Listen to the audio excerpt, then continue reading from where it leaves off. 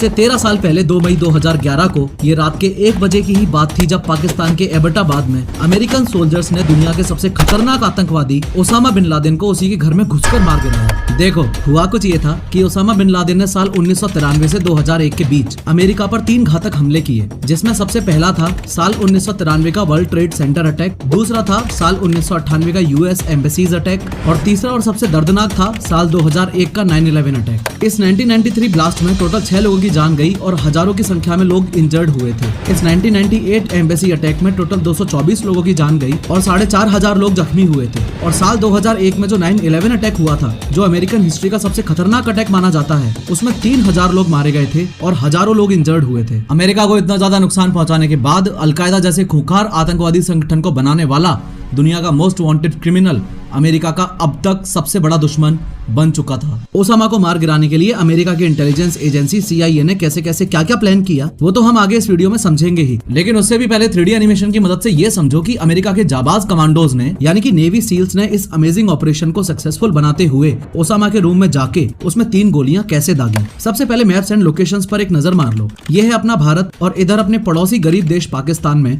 यहाँ एक सिटी है जिसका नाम है एबटाबाद। जब सील्स ने ओसामा बिन लादेन को मारा उस समय वो यहाँ एबटाबाद में ही छुप के बैठा हुआ था। आपको ये भी पता होना चाहिए कि इस ऑपरेशन के लिए सील टीम के हेलीकॉप्टर्स ने अफगानिस्तान में एक सिटी जलालाबाद से उड़ान भरी थी। ये जलालाबाद ही यूएस नेवी सील्स का बेस था। ओवरऑल इस मिशन में सील्स टीम को जलालाबाद से एबटाबाद जाकर ओसामा बिन लादेन को मारकर वापस जलालाबाद सेफली आना था और इस मिशन का नाम ऑपरेशन नेपच्यून स्पीयर रखा गया था। हुआ कुछ यूं कि आज से 13 साल पहले 1 मई 2011 की बात है। रात के 10:30 बज रहे थे। इस ऑपरेशन के लिए जलालाबाद के यूएस बेस में 4 हेलीकॉप्टर्स उड़ान भरने के लिए तैयार हैं। ये 2 तो हैं चिनूक हेलीकॉप्टर्स और ये 2 हैं ब्लैक हॉक्स। प्लान ये है कि ये दोनों ब्लैक हॉक्स तो उड़ के एबटाबाद जाएंगे और ये दोनों चिनूक यहाँ पर ही बैकअप के लिए स्टैंड बाय पर रहेंगे। अब देर रात में ये दोनों ब्लैक हॉक्स यहाँ से पाकिस्तान के लिए रवाना हो जाते हैं। सबसे बड़ा सवाल यहाँ लोगों के दिमाग में ये आता है कि ऐसा कैसे हो सकता है कि 2 अमेरिकन हेलीकॉप्टर्स पाकिस्तान के एयर स्पेस में फ्लाई करते हुए एबटाबाद जा रहे हैं और पाकिस्तानियों को खबर भी नहीं हो रही है, या यूं कह लो कि पाकिस्तान के रडार्स इन दोनों हेलीकॉप्टर्स को ट्रैक क्यों नहीं कर पा रहे हैं। तो इसका सिंपल सा आंसर है स्टेल्थ टेक्नोलॉजी। असल में इन दोनों ब्लैक हॉक्स को डिजाइन ही इस तरीके से किया गया था कि इनमें से ना तो साउंड डिटेक्ट हो और ना ही ये रडार में ट्रैक हो पाए। इन शॉर्ट, इस पूरे हेलीकॉप्टर के ऊपर हेवी फैब्रिक की कोटिंग करी गई थी ताकि इसकी रडार और इंफ्रारेड विजिबिलिटी कम हो जाए। अब रात को करीबन 1 बजे दोनों हेलीकॉप्टर्स एबटाबाद में ओसामा बिन लादेन के कंपाउंड तक पहुंच जाते हैं। इससे पहले कि सील कमांडोज हेलीकॉप्टर में से उतरकर ओसामा बिन लादेन को शूट करें, ये बहुत ज्यादा जरूरी है कि ओसामा बिन लादेन के इस रहस्यमय दिखने वाले घर या कंपाउंड के स्ट्रक्चर को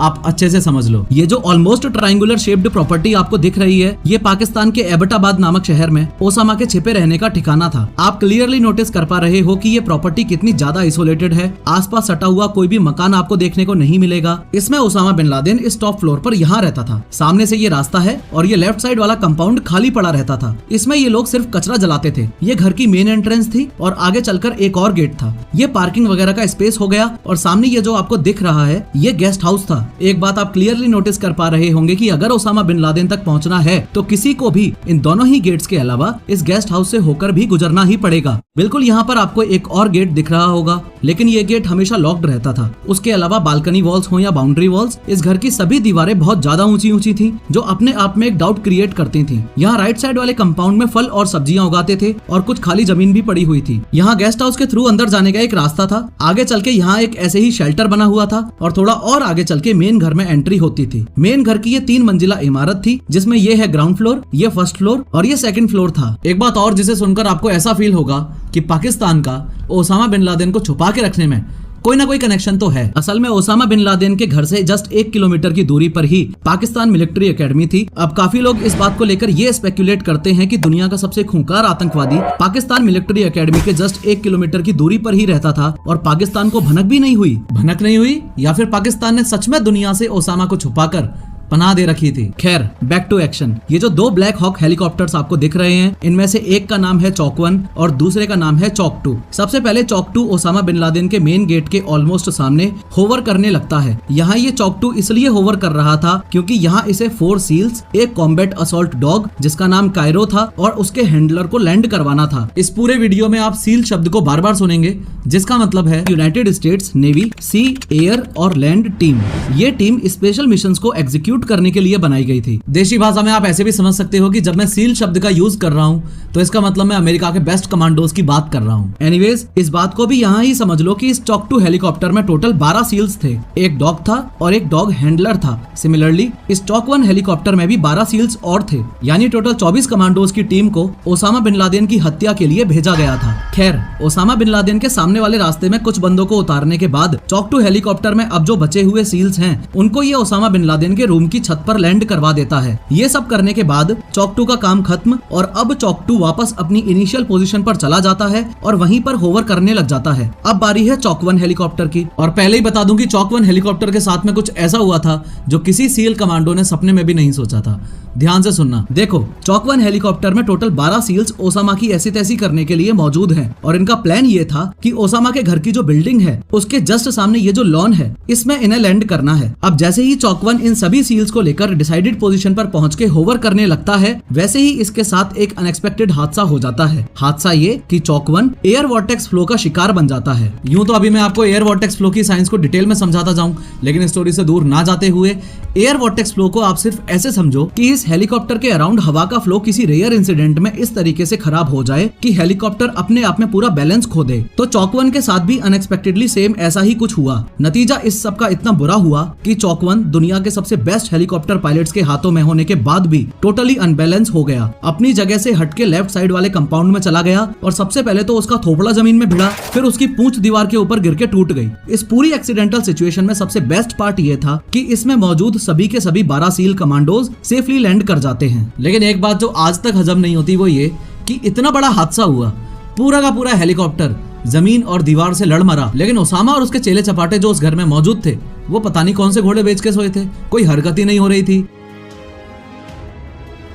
खैर, सभी 12 सील्स हेलीकॉप्टर से सेफली बाहर आकर सबसे पहले इस दीवार को अप्रोच करते हैं। सामने ये जो गेट मिलता है इस पर एक एक्सप्लोसिव ब्लास्ट करते हैं। यहाँ से निकलकर इनको सामने एक और गेट मिलता है, वहां भी एक्सप्लोसिव ब्लास्ट करते हैं और फिर इस पार्किंग एरिया में आकर गेस्ट हाउस को अप्रोच करते हैं। सील टीम गेस्ट हाउस को सिक्योर करने के लिए जैसे ही गेट के पास पहुंची तो उन्हें अंदर से कुछ आवाजें आने लगी। जैसे ही वो लोग अंदर जाने वाले होते हैं, आगे से AK-47 बुलेट्स की बारिश होने लगती है। ये बारिश करने वाला व्यक्ति था अबू अहमद अल कुवैती। इस बात को समझो कि फिलहाल इस गेस्ट हाउस के अंदर टोटल 4 लोग मौजूद हैं। 2 बच्चे जिनको बोरी से ढक रखा था, अबू अहमद की बीवी और खुद Abu Ahmed. Abu Ahmed Osama bin Laden का राइट हैंड था। ये ओसामा का पाकिस्तानी कुरियर था और यही आदमी अपनी पूरी फैमिली के साथ इस गेस्ट हाउस में रहता था। खैर, रिस्पॉन्स में जब सील टीम ने काउंटर अटैक किया तो उसमें अबू अहमद को गोली लगती है और वो मारा जाता है। ऐसा होते ही अबू अहमद की बीवी गेट खोलकर बाहर भागती हुई आती है और बोलती है, मर गया है वो, तुमने मार दिया उसे। अबू अहमद की बीवी का ये कदम इसलिए भी था ताकि सील्स टीम फायरिंग रोक दे और बच्चों को गोलियां ना लगें। ऑब्वियसली सील्स टीम को थोड़ी ना पता था कि अंदर बच्चे भी हैं। खैर, फिलहाल के लिए सील्स अबू अहमद की बीवी को बंदी बना लेते हैं और आगे ऑपरेशन को कंटिन्यू करते हैं। लेकिन एक बात और, अब सील्स को एक्स्ट्रा केयरफुल रहना था क्योंकि हो सकता था कि मेन घर के अंदर भी बच्चे हों। फर्दर गेस्ट हाउस को सिक्योर करने के बाद में कुछ सील्स मेन बिल्डिंग की तरफ बढ़ने लगते हैं और कुछ सील्स इधर आकर ये वाला गेट भी अंदर से ओपन कर देते हैं ताकि रिमेनिंग सील्स भी पूरे एरिया को सिक्योर करते हुए अंदर आ पाएं।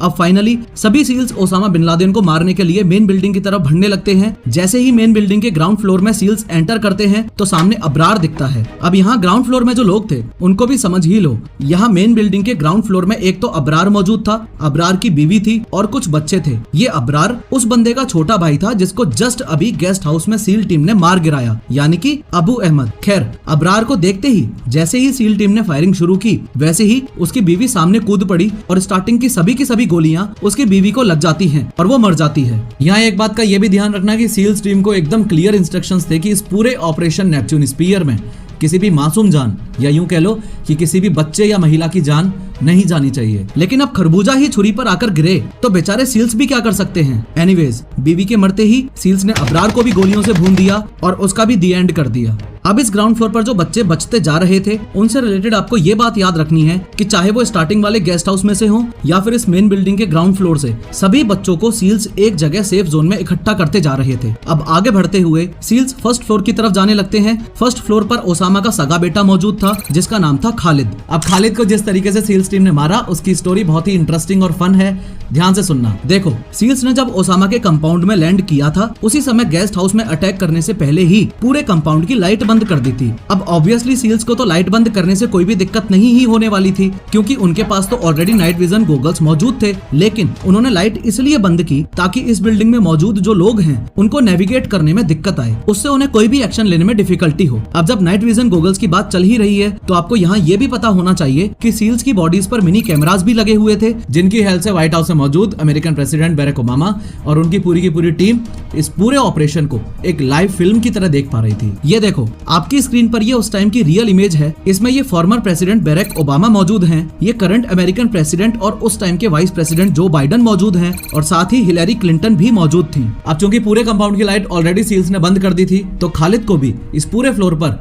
एकदम घनघोर अंधेरा दिख रहा था, कुछ भी साफ दिखाई नहीं दे रहा था। इसलिए वो सीढ़ियों से ऊपर सेकंड फ्लोर की तरफ भागने लगा और वहीं दीवार की आड़ में छुप गया। अब सील्स इस तरीके से एक लाइन में आ गए और फॉर्चुनेटली इनमें से एक सील को अरबी लैंग्वेज आती थी, तो उस सील ने दिमाग लगाया और चालाकी से विस्पर करते हुए अरबी एक्सेंट में खालिद का नाम 2 बार पुकारा, खालिद खालिद। और खालिद ने झांक के देख भी लिया। जैसे ही उसने दीवार से झांक के देखा वैसे ही सील्स ने उसे भी निपटा दिया। यहाँ फर्स्ट फ्लोर पर एज पर रिकॉर्ड कोई भी लेडी मौजूद नहीं थी, लेकिन बच्चे काफी सारे मौजूद थे, तो सील्स ने बच्चों को सिक्योर किया और फर्दर सेकंड फ्लोर की तरफ मूव करने लग गए। यहाँ अब आगे बढ़ने से पहले ये बिल्कुल भी मत भूलना कि इस पूरे कंपाउंड को सिक्योर करने के लिए इस मोमेंट पर मेन बिल्डिंग के ऊपर भी और गेस्ट हाउस के ऊपर भी स्नाइपर्स मौजूद हैं। अब सवाल यहाँ पर यह आता है कि ओसामा बिन लादेन को छोड़कर सील्स टीम ने इस पूरे कंपाउंड में ऑलरेडी सबको मार ही दिया है, तो एग्जैक्टली इस कंपाउंड को सिक्योर करना किससे है? तो इसका आंसर है पाकिस्तानी आर्मी से। असल में हुआ यह था कि इस ऑपरेशन नेपच्यून स्पीयर की पाकिस्तानियों को बिल्कुल भी खबर नहीं थी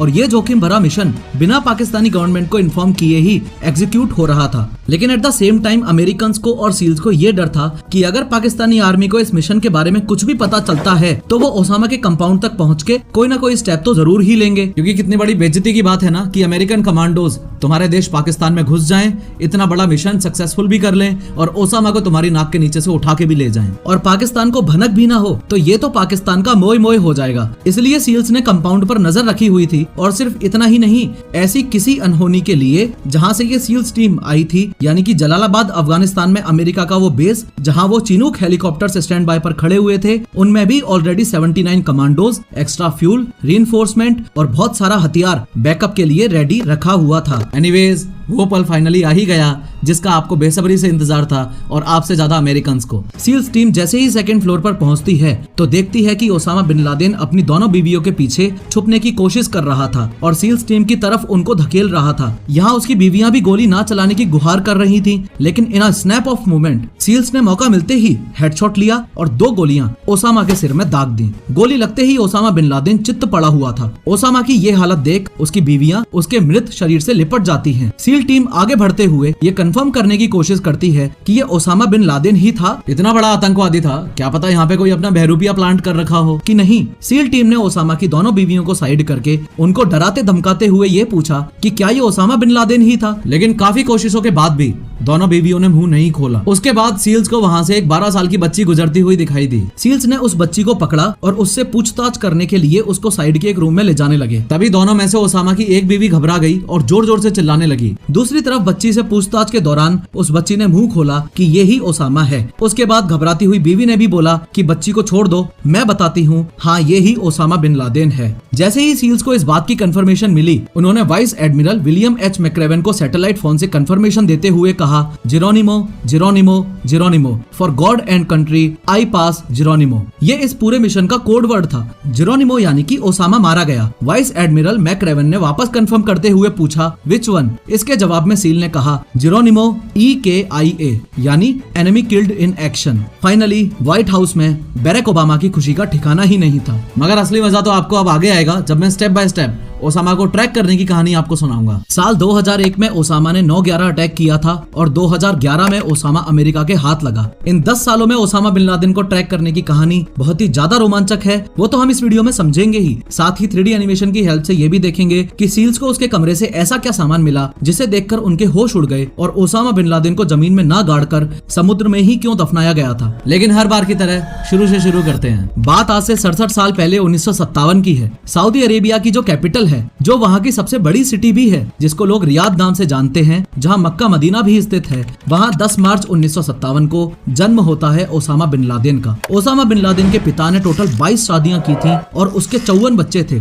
ओसामा बिन लादेन उन 54 में से 17वें नंबर का बच्चा था। टोटल 22 में से ओसामा बिन लादेन की माँ ये थी और इसका नाम था आलिया। यहाँ मैं इसकी माँ का इसलिए जिक्र कर रहा हूँ क्योंकि ओसामा के मरने के बाद इनका एक इंटरव्यू वायरल हुआ था, जिसमें इन्होंने क्लेम किया था कि कॉलेज से पहले ओसामा बहुत शरीफ और धार्मिक स्वभाव का लड़का था। हमने तो उसको साल 1994 में ही डिसोन कर दिया था, जब उसके विचार कट्टर इस्लामिक एक्सट्रीमिस्ट बन गए थे। लेकिन कॉलेज में जाकर ही वो गलत संगत की वजह से बिगड़ा। जिस ओसामा को पूरी दुनिया एक खूंखार टेररिस्ट के नाम से जानती है, ये देखो उस बंदे का एक ये रूप भी है। ये ग्रीन ड्रेस वाला ओसामा बिन लादेन ही है। खैर, रियाद में रहते हुए ही ओसामा ने अपनी इनिशियल पढ़ाई पूरी की। आगे की पढ़ाई के लिए वो किंग अब्दुल अजीज यूनिवर्सिटी नामक एक कॉलेज में एंट्री ले लेता है। वहाँ से सिविल इंजीनियरिंग की डिग्री लेता है और वहीं उसकी मुलाकात होती है उसके कुछ ऐसे दोस्तों से जो कुछ एक्सट्रीम रिलीजियस ग्रुप्स के पार्ट्स थे। उनमें से 2 लोग थे, सईद कुतुब और अब्दुल्ला आजम, जो एक मिलिटेंट लीडर था। इन 2 लोगों ने ओसामा की सोच को पूरी तरह से एक्सट्रीमिस्ट मुस्लिम बना दिया था। उन्होंने ना सिर्फ कट्टरपंथी सोच बल्कि अलकायदा को चलाने के लिए पूरी प्लानिंग और पूरी हेल्प भी प्रोवाइड करवाई थी। इसी सब में साल 1979 आ जाता है और कड़ी सर्दियों में 24 दिसंबर को अफगानिस्तान और यूएसएसआर के बीच युद्ध शुरू होता है। इस अफगान सोवियत वॉर की खबर जैसे ही सऊदी अरेबिया में मौजूद ओसामा बिन लादेन को पड़ती है, वो तुरंत अपने एक्सट्रीम रिलीजियस ग्रुप्स के कॉलेज फ्रेंड्स के साथ अफगानिस्तान जाने की तैयारी करने लगता है। असल में वो ओसामा के एक्सट्रीम रिलीजियस ग्रुप्स के कॉलेज फ्रेंड्स ही थे जिन्होंने ओसामा के दिल में अफगानिस्तान के लिए एक सॉफ्ट कॉर्नर क्रिएट किया। इनफैक्ट इन लोगों ने तो कॉलेज में ये तक भी डिसाइड कर लिया था कि हम इस्लाम को प्रोटेक्ट करने के लिए एक अलकायदा नाम का ऑर्गेनाइजेशन बनाएंगे और उसका बेस अफगानिस्तान में ही रखेंगे। इवन अलकायदा का मीनिंग भी होता है द बेस। खैर, ओसामा बिन लादेन अफगानिस्तान को यूएसएसआर से बचाने के लिए और अफगानिस्तान की मदद करने के लिए वहाँ रिक्रूटमेंट्स करने लगता है और डायरेक्टली एंड इनडायरेक्टली वहाँ जो मुजाहिदीन थे, यानी यूएसएसआर के खिलाफ लड़ने वाले अफगानिस्तान में जो ग्रुप्स थे, उनकी मदद करने लगता है। ओसामा बिन लादेन का रिक्रूटमेंट भी काफी अतरंगी तरीके से होता था। ओसामा अलकायदा में लोगों को भर्ती उनके फिजिकल बेसिस पर नहीं बल्कि उनके इमोशनल क्वेश्चन और जिहादिस्ट सोच के बेसिस पर किया करता था।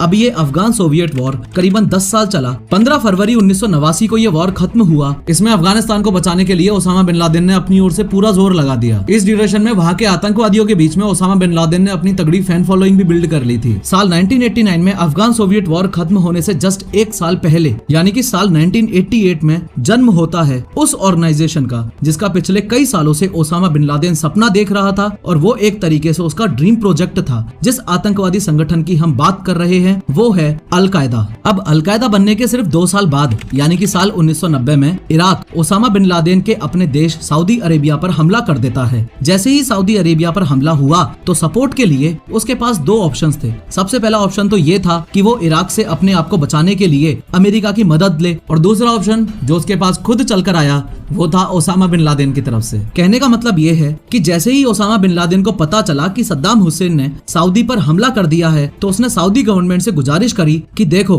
इराक को मुंह तोड़ जवाब देने के लिए मेरे पास अपनी खुद की एक ऑर्गेनाइजेशन है अलकायदा। इराक से लड़ने का और सऊदी की मदद करने का ये मौका आप मुझे दो और मैं सफल रहूंगा। लेकिन इतनी सब रिक्वेस्ट के बाद भी सऊदी के किंग फाहद ने ओसामा बिन लादेन की रिक्वेस्ट को ठुकरा दिया और अमेरिका को अपना पार्टनर चूज किया। ये सब देख ओसामा बिन लादेन के तन बदन में आग लग गई और वो जगह जगह पर सऊदी किंग फाहद को क्रिटिसाइज करने लगा। पर सवाल तो अब भी यही है कि ओसामा की अमेरिका से दुश्मनी हुई ही क्यों? भाई, सऊदी ओसामा की मदद से बचे या अमेरिका की मदद से बचे, अल्टीमेट गोल तो सऊदी को बचाने का था ना। नहीं, असलियत तो ये थी कि ओसामा अमेरिका के वेस्टर्न कल्चर से बहुत नफरत करता था। वो बिल्कुल भी नहीं चाहता था कि अमेरिका इस गल्फ वॉर में सऊदी की मदद करे, अमेरिका और सऊदी के रिलेशंस अच्छे हों और अमेरिकन वेस्टर्न कल्चर किसी भी तरीके से सऊदी में आए। लेकिन जब सऊदी का इंक्लिनेशन ओसामा को अमेरिका की तरफ दिखा, तब साल 1990 के आसपास ये पहली बार ही था जब ओसामा बिन लादेन को अमेरिका एक दुश्मन के रूप में नजर आने लगा। और किसी ने सपने में भी नहीं सोचा था कि ओसामा के दिल में ये जो छोटा सा नफरत का बीज सऊदी के एक डिसीजन ने बो दिया है, ये फ्यूचर में जाके 9/11 जैसे बड़े बड़े हत्याकांडों का रूप ले लेगा। फर्दर इसी साल 1990 में अमेरिका ओसामा बिन लादेन का जानी दुश्मन बन जाता है और उसकी ऑर्गेनाइजेशन अलकायदा का सिर्फ एक ही मकसद रह जाता है कैसे भी करके अमेरिका को मुस्लिम डोमिनेंस की ताकत दिखाना। अपनी ताकत दिखाने के लिए अगले 9 सालों में 1992 से 2001 के बीच ओसामा बिन लादेन 5 अलग अलग अटैक्स अमेरिका को क्षति पहुंचाने के लिए करता है। सबसे पहला अटैक वो साल 1992 में करता है। ये अटैक उसने अमेरिका में नहीं बल्कि यमन में किया था। असल में मिडिल ईस्ट में एक कंट्री है यमन, उसमें एक शहर है एडन, उसमें एक गोल्ड मोहर नाम का होटल है। एक ट्रेनिंग के चलते कुछ यूएस मरीन सोल्जर्स इस होटल में ठहरे हुए थे। इन्हीं यूएस सोल्जर्स की जान लेने के लिए अलकायदा ने सबसे पहला अटैक इसी होटल में करवाया था। लेकिन इस अटैक से उसे कोई फायदा नहीं हुआ क्योंकि यूएस सोल्जर्स पहले ही यहाँ से निकल चुके थे। दुख की बात यह है कि उनकी जगह उस बॉम्ब ब्लास्ट में बेचारे 2 इनोसेंट सिटीजन्स को जान गंवानी पड़ी थी। ये सब देख ओसामा का गुस्सा और ज्यादा बढ़ गया और अपने ईगो को सेटिस्फाई करने के लिए साल 1993 में न्यूयॉर्क के वर्ल्ड ट्रेड सेंटर की पार्किंग में उसने बॉम्ब अटैक करवाया। इस अटैक में 6 लोग मारे गए और हजारों लोग जख्मी हुए थे। ऐसा तो है नहीं कि 2 अटैक्स करके ओसामा का मकसद पूरा हो गया हो। उसने अच्छे से प्लान करके 5 साल बाद 1998 में 2 यूएस एम्बेसीज में और अटैक करवाया, यानी कि एक बार फिर से अमेरिका के बाहर अटैक करवाया जो कि टैंजानिया और केन्या में स्थित थी। इस अटैक में 224 लोग मारे गए, जिनमें से सिर्फ 12 ही अमेरिकन थे। बाकी के लोग जो मारे गए वो वहाँ के लोकल्स थे। चौंकाने वाली बात यह है कि इस अटैक में टोटल 4,500 लोग घायल भी हुए थे। इसी दौरान ओसामा की इन्हीं सभी हरकतों की वजह से सऊदी ने उसे अपने देश से पूरी तरह से बैन कर दिया था। अमेरिका के साथ अपनी दुश्मनी को जारी रखते हुए चौथा हमला उसने 2 साल बाद साल 2000 में किया। ये वाला हमला ओसामा ने जमीन पर नहीं बल्कि पानी में किया था। इस हमले में उसने यूएस नेवी के एक शिप पर, जो उनका गाइडेड मिसाइल डिस्ट्रॉयर था, उस पर बॉम्ब अटैक किया था, स्पेसिफिकली उस टाइम जब उस शिप की रिफ्यूलिंग हो रही थी। इस अटैक में टोटल 17 यूएस नेवी सेलर्स मारे गए थे और 37 इंजर्ड भी हुए थे। लेकिन ओसामा अभी भी नहीं रुक रहा था। जिस अटैक के बाद वो रुका वो था अगला वाला, यानी कि अमेरिका के इतिहास का सबसे खतरनाक अटैक, 9/11 अटैक। यूएसएस कोल अटैक के जस्ट अगले साल ही यानी कि 9/11 अटैक में 11 सितंबर 2001 को 19 आतंकवादियों ने 4 कमर्शियल एयरप्लेन्स को हाईजैक कर लिया था, जो कि ईस्ट कोस्ट से कैलिफोर्निया जा रही थी। इन हाईजैकर्स ने पहले 2 प्लेन्स को वर्ल्ड ट्रेड सेंटर के ट्विन टावर्स में क्रैश किया। वहीं तीसरी टीम ने प्लेन को पेंटागन में क्रैश किया, जो कि यूएस डिपार्टमेंट ऑफ डिफेंस का हेडक्वार्टर्स था, और चौथे ने रूरल पेंसिल्वेनिया में ले जाकर क्रैश कर दिया। इस अटैक में टोटल 3000 लोगों ने अपनी जान गंवाई और हजारों की संख्या में लोग जख्मी हुए थे। यह अटैक सच में इतना डेंजरस था कि ओसामा बिन लादेन जैसे खूंखार आतंकवादी को जिंदगी में पहली बार एहसास हुआ कि मैंने सच में कुछ बड़ा कर दिया है। पेले जाने के डर से 9/11 के अटैक के बाद वो अंडरग्राउंड हो चुका था। इतना सब होने के बाद America finally Osama bin Laden को मोस्ट वांटेड क्रिमिनल की लिस्ट में डालने के बाद मारने की कसम खा लेता है। अमेरिका की इंटेलिजेंस एजेंसी यानी कि CIA ओसामा को पकड़ के उसको खत्म करना अपना अल्टीमेट टारगेट बना लेती है। सालों साल खोज चली,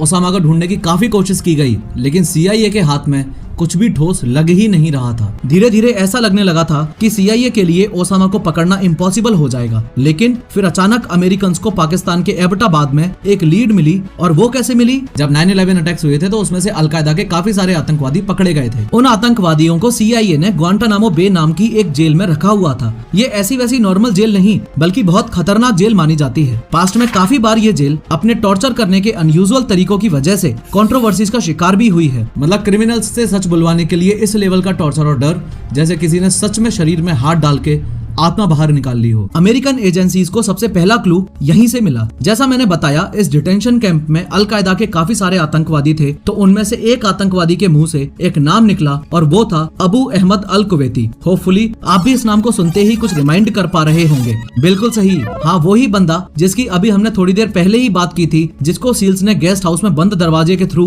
गोलियों से भून दिया था, जो कि ओसामा का पाकिस्तानी कुरियर था और उसका राइट हैंड भी था। इसी के पीछे लग के अमेरिकन ने इसकी लोकेशन को ट्रेस किया और वहां से उन्हें एबटाबाद पाकिस्तान का क्लू मिला। बस फिर क्या था, एक के बाद एक सारे पजल के पीसेस अपने आप जुड़ने लगे और CIA को फाइनली उस लोकेशन या उस कंपाउंड का पता चल गया जहां पॉसिबली कुछ % चांसेस थे कि उसका जानी दुश्मन बैठा हो। और CIA की इंफॉर्मेशन के हिसाब से ये कंपाउंड साल 2004 में बना था। यहाँ इस बात को बिल्कुल भी मत भूलना कि अभी सिर्फ अहमद अल कुवैती का पता चला है, ओसामा बिन लादेन का नहीं। और इससे पहले कि CIA यहाँ ऑपरेशन करने के लिए कोई स्टेप ले, उसे ये भी पता चलना चाहिए कि ओसामा बिन लादेन सच में इस घर में रहता भी है कि नहीं। तो ओसामा की प्रेजेंस का पता लगाने के लिए CIA ने इस कंपाउंड की रेकी करना शुरू कर दी। अच्छे से नजर रखने के लिए और 24 घंटे प्रॉपर ऑब्जर्वेशन के लिए CIA ने एबटाबाद में घर ही ले लिया था। ये साल 2010 की बात है।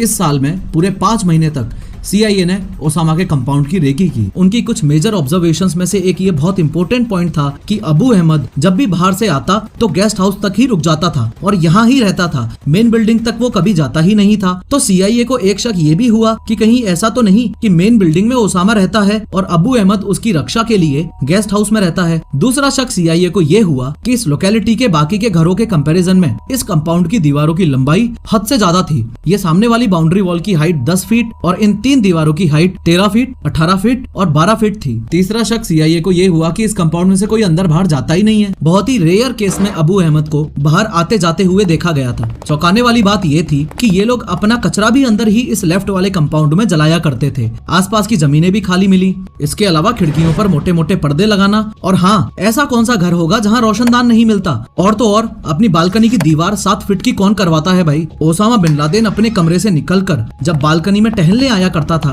तो ताकि उस समय वो किसी को दिख न जाए इसलिए उसने बालकनी की दीवार को 7 फीट तक चढ़ा रखा था। बस इन्हीं कुछ ऑब्जर्वेशंस की बदौलत CIA का शक यकीन में बदल गया और CIA को ऐसा लगने लगा कि हो सकता है कि इस मेन बिल्डिंग में ओसामा रहता ही है। इस आधे अधूरे एहसास को पूरे विश्वास में बदलने के लिए CIA ने एक प्लान बनाया। प्लान ये बनाया कि डॉक्टर शकील अफरीदी नाम से एक डॉक्टर को और उसकी नर्स को फेक वैक्सीनेशन कैंप के नाम पर उस घर के अंदर भेजा जाए। ये डॉक्टर और नर्स प्लान के तहत अंदर जाते हैं, वैक्सीन वगैरह का काम कर देते हैं। साथ में CIA के लिए एक ये भी गुड न्यूज लेके आते हैं कि ये बात तो कंफर्म्ड है कि ओसामा वहीं उस घर में ही रहता है। अब देखा जाए तो ये डॉक्टर अमेरिकन एजेंसीज के लिए तो हीरो है, लेकिन पाकिस्तान के लिए ये विलेन बन गया था, क्योंकि ऑपरेशन नेपच्यून स्पीयर जब सक्सेसफुली कंप्लीट हो गया था और सब कुछ होने के बाद पाकिस्तान सरकार को जब ये पता चला था कि इस डॉक्टर ने पाकिस्तान के खिलाफ गद्दारी की थी तो इस डॉक्टर को 23 साल के लिए जेल में डाल दिया गया था और ये आज भी उस जेल में ही है। ऐसा नहीं है कि अमेरिकन एजेंसीज ने उसे जेल से बाहर निकालने की कोशिश नहीं करी, कोशिश की थी, लेकिन पाकिस्तान तो पाकिस्तान है। खैर, जैसे ही CIA को उस कंपाउंड में ओसामा बिन लादेन की कंफर्मेशन मिली तो CIA ने इस पूरी सिचुएशन को बराक ओबामा को एक्सप्लेन किया along with the physical caricature models of the compound. अब इस बात में तो ऑलरेडी कोई दौराई नहीं थी कि ये ऑपरेशन करना है कि नहीं करना है। ओबामा ने पूरा मिशन समझकर CIA और सील्स को इस मिशन को एग्जीक्यूट करने की परमिशन दे दी। एक दूसरा एंगल ये भी है कि अगर ओसामा बिन लादेन मारा गया तो ये इतिहास के पन्नों में लिखा जाएगा और ये उनके प्रेसिडेंशियल टर्म के लिए एक बहुत बड़ी उपलब्धि होगी। उन्होंने इस मिशन का नाम ऑपरेशन नेपच्यून स्पीयर रखा। ये नाम सील के रेफरेंस में रखा गया था। इससे पहले जब US ने ओसामा को पकड़ने का प्लान बनाया था तो उसे ऑपरेशन इनफिनिट रीच का नाम दिया था, लेकिन उस समय ओसामा ने बहुत चालाकी से खुद को बचा लिया था। फिर सील्स की टीम एज पर प्लान अपने अफगानिस्तान बेस जलालाबाद पहुंचती है। जलालाबाद से एबटाबाद का डिस्टेंस सिर्फ 2.5 घंटे का था और आगे तो आपने देख ही लिया कि आखिर कैसे उस 2 और 3 मई की रात को सील्स ने ओसामा बिन लादेन को मार गिराया था। खैर, ओसामा बिन लादेन का कंफर्मेशन जैसे ही उस 12 साल की बच्ची और उसकी मां ने दिया, वैसे ही एक सील ने ओसामा को एक गोली और मार दी ताकि बचने का 1% चांस भी ना हो। फिर उसकी बॉडी को बॉडी बैग में डाला